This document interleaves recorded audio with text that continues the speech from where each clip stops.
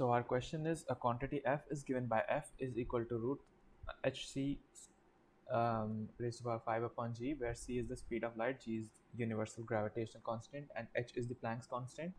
Dimension of f is that we have to tell what is the dimension of f: area, energy, volume, or momentum. So as we know, we are given hc raised to the power 5 upon g, so we can write this as hc into c raised to the power 4 upon g.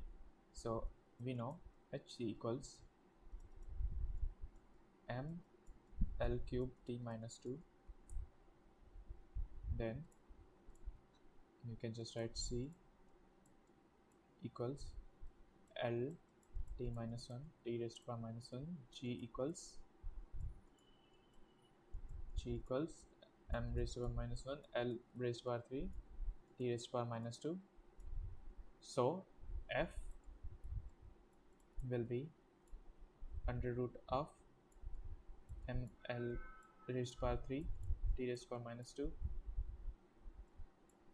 into l raised to the power 4 t raised to the power minus 4 upon m raised to the power minus 1 l raised to the power 3 t raised to the power minus 2, which will give us m raised to the power 2 l raised to the power 4 t raised to the power minus 4.